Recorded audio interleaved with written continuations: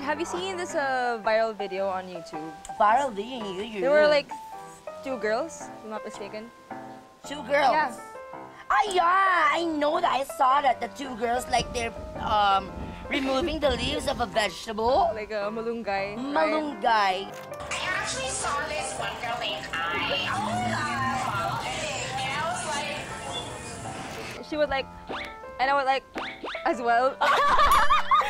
I like that! Okay, wait lang. Ba't tayo kasi nag-i-English? Eh, syempre, tinatry natin. Kaya Magaling nga. tayo. Wait lang, ano muna sa English nung ano? Ano ba yung kapatid mo? Babae o lalaki? I know that, of course. Very easy. Like, what is your brother? Is it a girl or a boy? Oh my gosh, Bubay.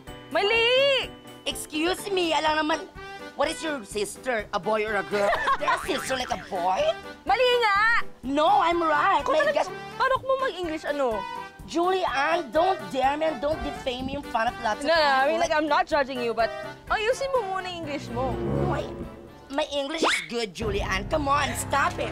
Bubay, mali nga. No, tama ako. I'm right. My gosh, I can't do this anymore. My gosh, Julianne, I'll sue you in court. I'll sue you in court. Ano? Ayusin mo muna yung sinabi mo. I'm sorry pala. I'll see you pala. I'll see you in court. Saglit lang. Ano ka ba? Mali-mali na ako dito, ha? Ito na lang. Halika ito, Julianne. Naku, kung gusto natin talaga malaman kung sino sa atin ang pinakamagaling mag-Ingles, maipapakilala ako sa iyo at siya ang magdi-decide if who among the 2 of us is the best in English. Okay, I'm down. Let's go. Kakapanalo ko lang ng best in long jump. This is the house that I'm talking about a while back. Okay. We're gonna meet this person. His name's Elaine, so you better knock on the door. Okay. There. Excuse me? Ano po yun? Hi, we're looking for Kuya Elaine. Ay, nasa ano po siya? Nasa day off. Day off? What?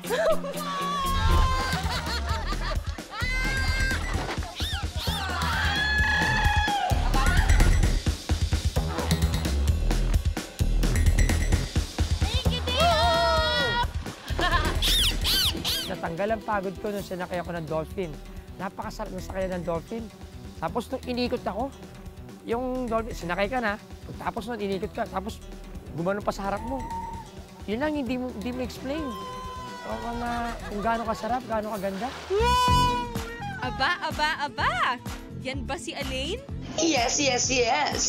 Saan mo na naman nakilala yan? The internet. He's famous, you know. He's on YouTube. You know when you eat a banana, it's good for the mind. Kilalanin si Banana Man. English spokening na may bonus pang banana Q na binibenta. Hindi lang patok ang kanyang banana Q, kundi pati na rin ang kanyang viral video. More than 1 million likes lang naman siya. Ang taray, di ba? So, Elaine, I Yeah. think that was fun, right? Yeah. Is it right or left? Yes, yeah, right. It's not gonna be loud. Yeah. So, when It's you ride always- the dolphin, it's as if you're riding a tricycle? No, just Ano? amazing because it's the first time to ride the dolphin. Yes, and that's I'm right. so happy. You thought it's dilis, ha? No, not this. Because you cannot. Okay, anyway. Okay. Sige, balik muna tayo sa seryoso, ha? Okay. Kamustahin muna kita. Paano ba nag-umpisa yung... Paano ba naging viral yung iyong video? Viral, ha? Yeah. Baka kala mo virus. But I know when I can sell it in the mega station, may binentahan ako mga estudyante. Tapos nagtinda ako sa kanila, natuwa sila. Tapos nasabi nila sa akin, sa umpisa pa lang yan, sabi sa, Kuya, i-YouTube ka namin. Eh, hindi ko alam yon. Ibig sabihin, i-videohan ka nila. Binidyo nila ako, hindi ko alam yon. Paano nag-start na, naging strategy mo ba yun na English Hindi po, speaking yung pag-alok mo? Naging natural lang po. Dahil po sa panunod ko po ng gusto ko pong ma-express na mag-English.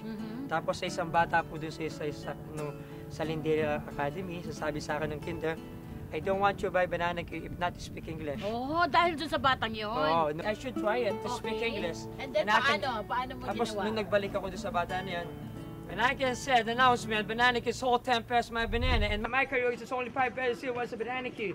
Did you want to eat a banana Q? Okay, please, announcement, banana Q. Did you want banana Q?